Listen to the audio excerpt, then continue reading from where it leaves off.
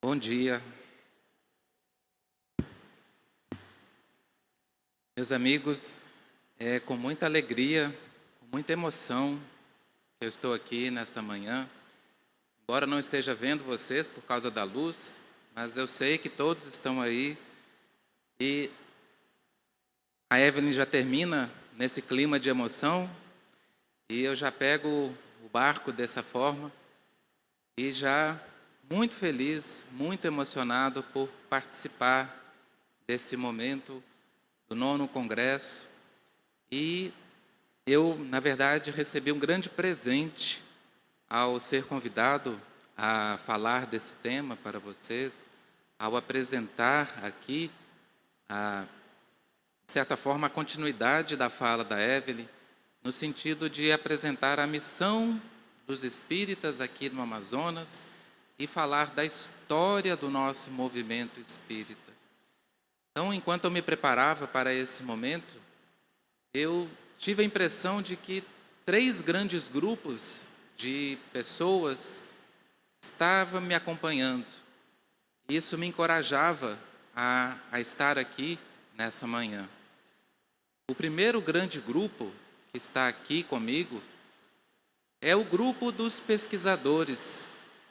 É um grupo que, desde 2009 ou antes de 2009, principalmente no âmbito da Fundação Allan Kardec, está se dedicando a estudar a história do Espiritismo, a estudar os pioneiros, as instituições do movimento espírita. Nós temos, em 1984, o ex-presidente Cunha, José Cunha Campos, ele lançou um opúsculo, História do Espiritismo do Amazonas.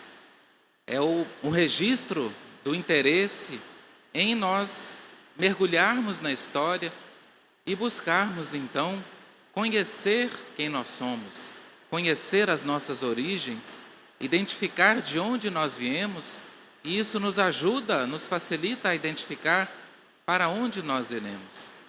Então, esse grupo de corações que se formou e que tem verdadeira paixão pela história, ele está aqui comigo nesse momento. E esse grupo foi o que permitiu o lançamento dessa obra, o Dicionário Biográfico do Movimento Espírita Amazonense, um trabalho feito a muitas mãos, a muitos corações, que está trazendo à luz, para conhecimento de todos, essas vidas que fizeram parte do movimento espírita, essas vidas que foram tocadas por Jesus e que nós temos agora a oportunidade de conhecer um pouco mais. E é esse grupo, o segundo grupo, que está aqui comigo nesse momento. Esses pioneiros, esses continuadores do movimento espírita, que certamente se fazem presentes num evento dessa magnitude, dessa grandeza, porque no processo de confecção da obra, eles foram evocados, eles foram lembrados, e eles tiveram a oportunidade também de refletir sobre a própria trajetória, refletir sobre a contribuição que eles deram, refletir sobre a missão que estava nas mãos deles e que eles cumpriram, cada um dando o seu melhor, cada um ofertando a sua migalha de amor para o Cristo. Então, ao nós estudarmos a vida desses companheiros, nós percebemos com muita clareza como que se dá a solidariedade nos trabalhos humanos. Está lá no Evangelho segundo o Espiritismo, pelo Espírito Henry Heine, ele fala que o homem tem de herdar do homem e coletivos são os trabalhos humanos. Deus abençoa a solidariedade. Se não fosse o trabalho desses corações abnegados, não estaríamos aqui hoje, mais de 1.400 pessoas interessadas em conhecer a doutrina, interessadas em aprofundar nos seus esclarecimentos, interessadas no seu processo íntimo de transformação, de melhoria. Nós temos nas nossas mãos o legado desses pioneiros, o legado desses continuadores, e hoje é a nossa responsabilidade, hoje é a nossa missão. Por isso nós, vocês, a família espírita amazonense, como o nosso presidente Tiago Aguiar gosta de se referir, está aqui comigo hoje também nesse palco. Graças a Deus ele é forte, ele é robusto, aguenta todos nós, os encarnados e os desencarnados. E a minha fala, então, ela tem esse propósito de falar sobre as luzes que vieram sobre a Amazônia e as luzes que estamos vivenciando hoje no nosso trabalho, na nossa vida pessoal, na nossa vida de relação. Falar dos primórdios e da evolução do movimento espírita ao longo do tempo. E eu me propus, sempre que eu mencionar alguém que está retratado aqui no dicionário, eu irei levantar. Então, mencionei agora o Tiago, preciso levantar o dicionário para que vocês saibam que existe um verbete aqui alusivo à vida, à trajetória do nosso querido presidente. Tá? Então, é interessante a gente falar que quando a gente fala da chegada do espiritismo, a chegada do cristianismo aqui na nossa região, muitas vezes a gente se esquece de que o amor do Cristo sempre esteve presente em relação aos povos originários. Lá no livro A Caminho da Luz, Emmanuel esclarece isso muito bem, ao falar que nenhuma coletividade humana esteve distante dos ensinos do Cristo. Ele fala assim: fora um erro crasso, um erro grosseiro, julgar como bárbaros e pagãos os povos terrestres que ainda não conhecem diretamente as lições sublimes do seu evangelho de redenção, porquanto a sua desvelada assistência acompanhou, como acompanha a todo tempo, a evolução das criaturas em todas as latitudes do orbe. Cada raça recebeu os seus instrutores, como se fosse ele mesmo, das resplandecências da sua glória divina. Então, os nossos povos originários receberam os enviados de Jesus. Só que quando, no esforço dito civilizatório, como nós vimos no vídeo, a fala final do Carlos Teodoro,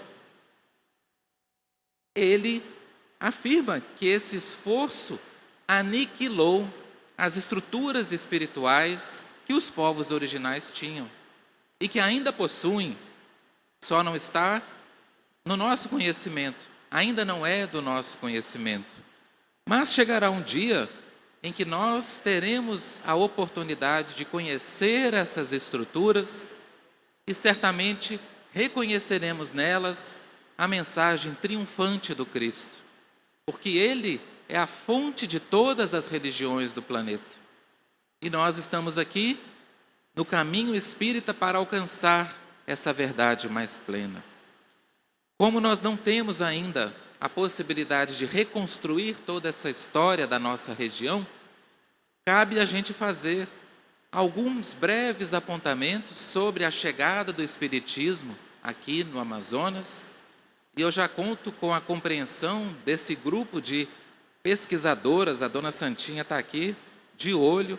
Se eu cometer alguma imprecisão, ela vai depois me corrigir para que a gente não fale, né, o que não deveria ser falado, né? Então, amigos, o contexto em que o Espiritismo chega aqui na nossa região amazônica, ele está visceralmente ligado àquilo que se denominou o ciclo da borracha. Aquele período da história em que a região amazônica detinha o monopólio da produção e da venda da borracha, que era um produto essencial para a indústria. Então isso trouxe para a nossa região um grande afluxo de pessoas interessadas na riqueza, um grande fluxo de pessoas que queriam trabalhar, mas pessoas que precisavam também dar conta dos governantes, uma elite cultural se estabeleceu aqui na nossa região. E isso trouxe um impacto muito grande para as metrópoles regionais, para Belém, para Manaus, que até hoje tem o Teatro da Paz, o Teatro Amazonas, como símbolos dessa época de riqueza, dessa época de muito Fausto, né? E, em paralelo, nós temos então a chegada das ideias espíritas. Por quê? Porque a elite da nossa região era muito influenciada pela França, pelos ideais franceses. Muitos dos jovens que nasciam aqui e eram parte da elite, eles eram educados na França. E então, naturalmente, tudo que dizia respeito a novidades que estavam acontecendo na França eram trazidas para cá. E a doutrina espírita, então, está dentro desse contexto, de ter sido trazida nesse intercâmbio cultural muito intenso que se estabeleceu entre a elite manauara, entre os governantes, entre as pessoas influentes e as ideias que estavam lá na França. Nós temos, na obra Luzes sobre a Amazônia, uma fala muito assertiva sobre isso. Diz assim: o início da história do Espiritismo em nossa região coincide com o período que se convencionou chamar de Belle Époque, em cujo auge se importou para cá a cultura europeia dominante, particularmente das plagas francesas, trazendo a modernidade no campo material de invenções e construções, mas principalmente no campo das ideias, que fervilhavam nos círculos intelectuais europeus. Foi assim que inúmeros espíritos se deslocaram das colônias ligadas à França para vir colaborar com a fixação dos ensinos espíritas nesta região. Então, edições em francês do Livro dos Espíritos, do Evangelho segundo o Espiritismo, circulavam aqui em Manaus. E nós temos, dentro desse esforço de pesquisa histórica, nós temos identificado os registros, notas, que falam disso. Nós temos um registro de 1875, em que se noticia a chegada de livros espíritas aqui em Manaus, que eram enviados pelos livreiros para os jornais, para que os jornais fizessem a divulgação. É o livro Como e Por que Me Tornei Espírita, da autoria de Borro, que é um correspondente de Kardec à época, né, que Kardec estava lá compondo a Revista Espírita. Mas nós temos, dentre essas pessoas que se interessaram pelo Espiritismo, que tomaram conhecimento, nós temos uma figura que é a figura principal desse momento, que é o Bernardo Rodrigues de Almeida, um português nascido em 1840, um ferreiro que veio para o Brasil trabalhar. Inicialmente ele ficou no Rio de Janeiro, trabalhando como ferreiro. Consta que ele participou do concerto das belonaves da Marinha Brasileira lá no Rio. E em 1870 ele vem para Manaus, atraído certamente por todo esse momento de grandeza, momento de riqueza. Ele veio para cá trabalhar. Enquanto ele estava no Rio de Janeiro, ele aprendeu o ofício de relojoeiro. E aqui em Manaus ele então se estabelece como relojoeiro. Ele faz parte da fundação da Sociedade Beneficente Portuguesa em 1873. E em determinado momento, ele toma conhecimento da doutrina espírita. Dizem os registros que ele viu um jornal velho, e nesse jornal havia uma notícia em que determinada pessoa havia sido condenada por praticar um crime e a sua pena havia sido agravada porque ele era espírita. E Bernardo então fica curioso, fica intrigado para conhecer essa doutrina, manda buscar os livros, começa a estudar e começa então a se tornar um dos primeiros espíritas aqui do Amazonas. Ele tinha, eu esqueci de levantar, Bernardo Rodrigues de Almeida está aqui. Ele tinha o estudo, mas ele precisava da prática. Perguntou se alguém conhecia um médium, se alguém tinha a possibilidade de servir como mensageiro dos espíritos. Descobriu que existia um catraieiro chamado Lamarão, convidou o Lamarão, começou a realizar sessões experimentais e assim estava formada, estava lançada a semente do Espiritismo no Amazonas. Em torno de Bernardo Almeida, começou a formar-se então um grupo de pessoas interessadas na doutrina espírita, interessadas em estudar a doutrina espírita. E duas características muito marcantes desse grupo de pessoas que nós vemos até hoje no nosso movimento. A primeira, a formação de grupos familiares, grupos que se reuniam nas residências para estudar, e aí a mediunidade começou a eclodir em muitos corações. Esses grupos também praticavam a caridade material, praticavam também a homeopatia. E a segunda característica é a presença marcante das mulheres, que desde o início estavam presentes no movimento espírita e que hoje nós vemos aqui, preponderantemente, um público muito feminino, movimentando a doutrina espírita no nosso estado. E nós temos então, nesse esforço histórico de conhecer a história, muitos episódios. Um episódio que ficou marcado nas páginas do Reformador foi a ocorrência de fenômenos físicos na freguesia do Moura, atualmente município de Barcelos. Lá vivia um militar que havia lutado na Guerra do Paraguai, o tenente Antônio José Barbosa. Ele estava destacado em Moura. E lá em Moura, na sua residência, começaram a acontecer fenômenos físicos. Eram arremessadas pedras, torrões de barro. Objetos de dentro da casa sumiam. O Antônio nomeou essa figura como um ágil apedrejador, porque ninguém sabia de onde partiam os lançamentos, mas sabiam que eles iam chegar ao alvo. A essa época, Antônio José Barbosa não era espírita. Possivelmente, ele se interessou por isso face a esses acontecimentos. E ele narra que somente paravam de apedrejar quando faziam uma prece, e ele chegou a mandar fazer uma missa em razão desses acontecimentos, e depois da missa ficou alguns dias sem essa perturbação. E então, nós tínhamos esse formato do movimento espírita com esses grupos familiares, mas tínhamos também o esforço da chamada propaganda espírita. Por volta de 1886, o Bernardo funda aquela que é considerada a primeira instituição espírita no nosso estado, que é o Centro de Propaganda Espírita, que funcionava lá na rua São Vicente, atualmente rua Bernardo Ramos. Tudo isso que eu estou falando, meus amigos, está na exposição, lá na frente, no nosso espaço de convivência.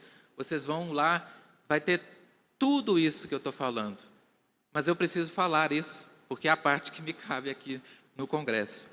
Então, Bernardo funda o Centro de Propaganda Espírita e logo em 1901, nós temos a fundação da Sociedade de Propaganda Espírita por Carlos Teodoro e outros corações. A Sociedade de Propaganda tinha esse propósito de divulgar a doutrina espírita, mas tinha o propósito também de realizar as ações de beneficência. A sociedade organiza o curso público noturno, destinado à instrução popular, à instrução das pessoas que não tinham acesso à educação por razões financeiras, e davam aulas de matemática, de português, de francês. Funcionava lá no centro, funcionava também lá na Cachoeirinha. E com essa efervescência do movimento espírita, logo se percebeu a necessidade da união dos esforços de todos esses grupos que atuavam.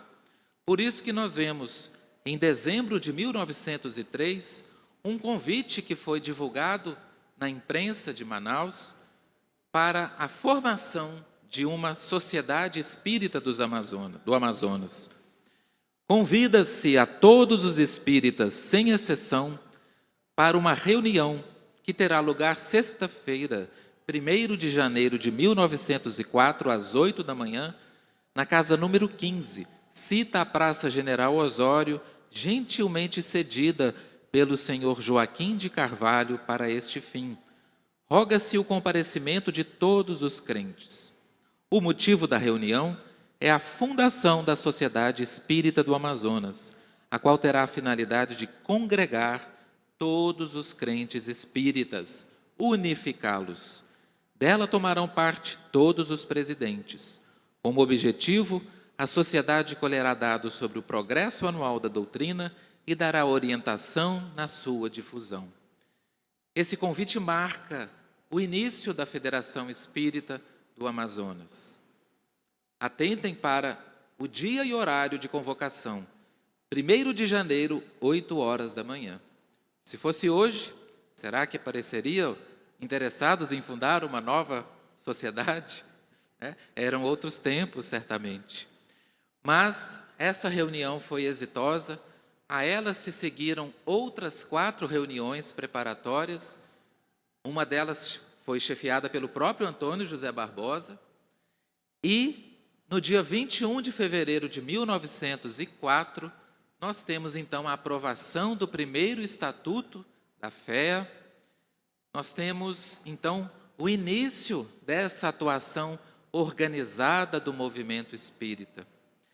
E ainda em 1904, nós temos um acontecimento muito importante, muito marcante, que é a construção do Templo da Verdade, a sede histórica da FEA lá no centro, cujo terreno foi doado e o prédio foi construído por Leonardo Antônio Malcher, que era um desses participantes iniciais do movimento espírita. Ele havia fundado o grupo espírita Filhos da Fé, e ele então doa o terreno, constrói, e no dia 2 de outubro de 1904 é inaugurado o Templo da Verdade. Eu estou aqui com muita pena do meu amigo Irã, porque são tantas datas, são tantos nomes, e ele tem que se esforçar para apresentar tudo isso, para os nossos irmãos. Depois nós precisamos fazer os nomes, batizar os pioneiros, o Bernardo, o Malcher, não é? Ele já tem o Teodoro, então facilita bastante. Então, ótimo.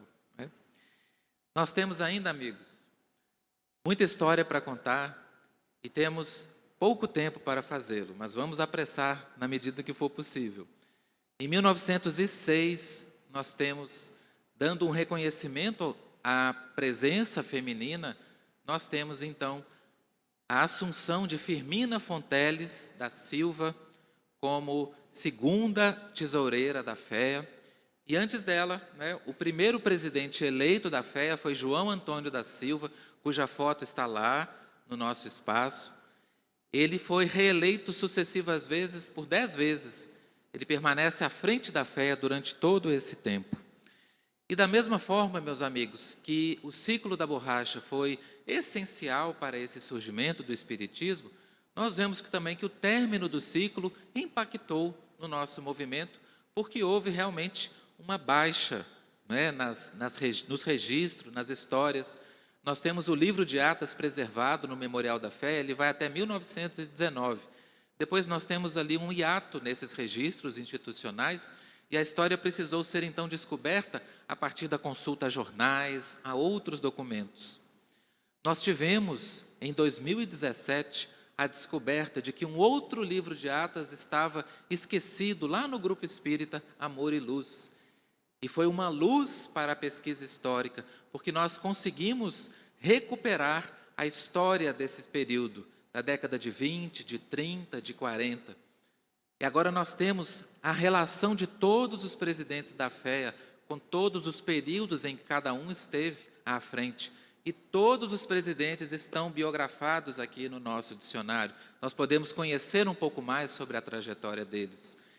E de maneira resumida, nós podemos falar que ali na década de 30, na década de 40, nós temos uma figura muito impactante, que é o Emetério Cabrinha, que ele, um poeta, um literato, sempre esteve presente nas atas, nos registros da fé, sempre estava discursando, sempre estava ali com uma fala muito contundente, mas sempre muito oportuna, lembrando os condutores, os dirigentes, dos compromissos da nossa federativa.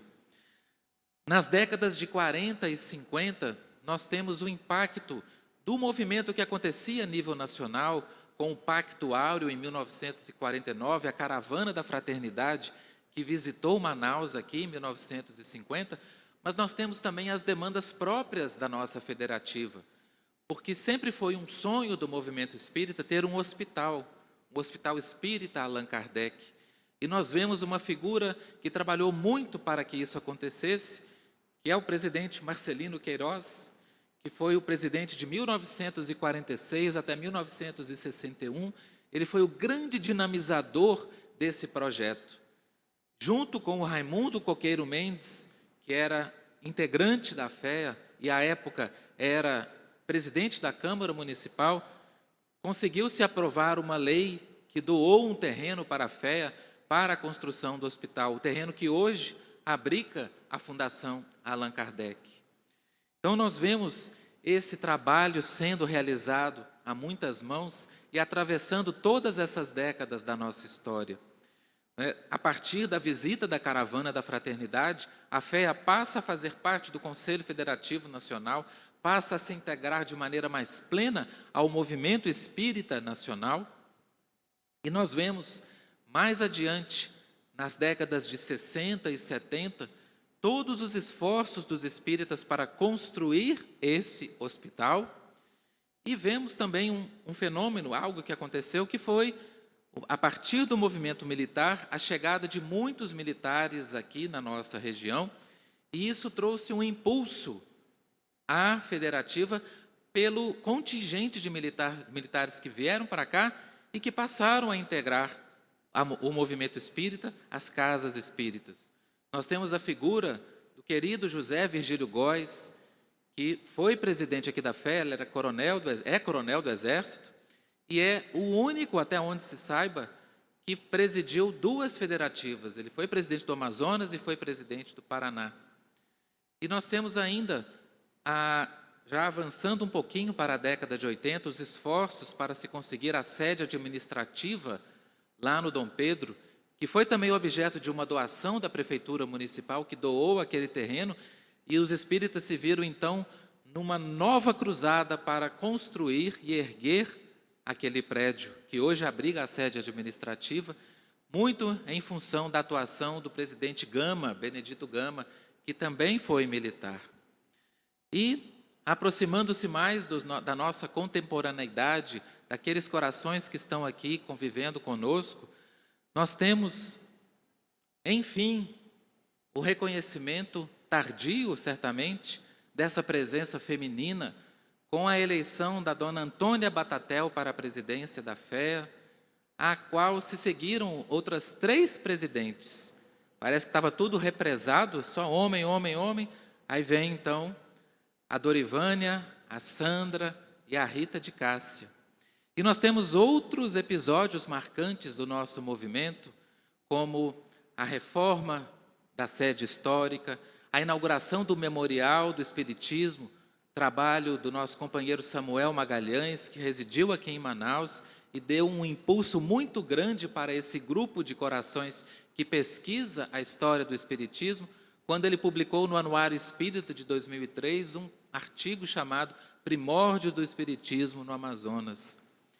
E nós temos, chegando já aos dias atuais, a presença do nosso querido Tiago Aguiar, que é o presidente mais jovem do Brasil, a pessoa mais jovem a assumir uma federativa no Brasil, e que eu já disse, já está retratado aqui no nosso dicionário.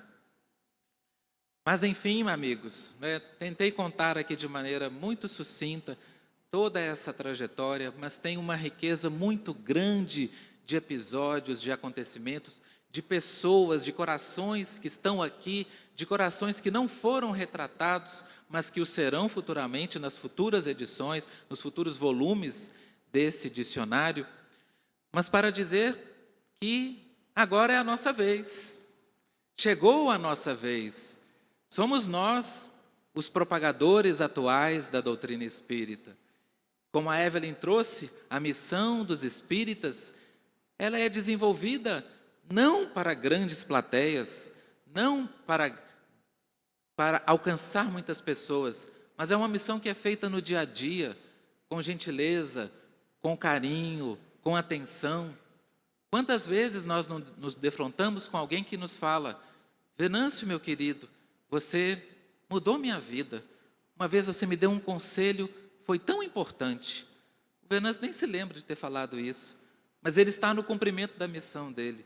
Ele está espalhando, ele é luz, não apenas sobre a Amazônia, mas na Amazônia. E esse caminho que a doutrina espírita, que o movimento espírita percorreu, certamente não foi um caminho sem percalços. Estamos num mundo de provas e expiações, e as construções em mundos assim não são todas floridas. Mas o que fica dessa análise, desse mergulho, é que cada um deu o seu melhor. Cada um ofertou a sua migalha para o Cristo. Como a Evelyn também disse, né, e como a gente vê nesse congresso, cada um dando do seu coração para o todo. E aí nós precisamos pensar naquele diálogo que nós acompanhamos de Rondon e de Teodoro, a respeito dos nossos compromissos. Porque nós pegamos no ar esse nosso compromisso. A gente não tem com muita clareza o que nós devemos fazer, qual o caminho que nós devemos seguir. Mas a gente sabe, e a gente confia, e a gente vai, né? Como diz lá no texto de Henry Heine, apanhamos no ar o pensamento dos que nos precederam, entramos de novo na liça, amadurecido pela experiência, para avançar mais. Então, amigos, finalizando aqui a minha contribuição, essa advertência, mas esse aviso amoroso também, que chegou a nossa hora. Esse é o momento de ofertarmos o nosso melhor. Quem sabe não estamos aqui reencarnados, alguns desses corações que fizeram parte da história e que retomaram a sua trajetória para completar a obra. Seja como for, Deus confiou em cada um de nós, Jesus nos convidou a nos melhorarmos, a nos progredirmos, e quando nós fazemos isso juntos, quando damos as mãos, a nossa caminhada é com mais segurança, é com mais firmeza, é com mais alegria. Se algum dia no passado nós tivemos ações danosas aqui na nossa região, se fomos nós que promovemos essa aniquilação das estruturas espirituais, se nós viemos aqui apenas interessados pela riqueza, não importa. O convite agora chegou mais uma vez e nós estamos aqui para nos libertarmos, para libertar nossa consciência, educar os nossos sentimentos, avançar em direção ao mais alto.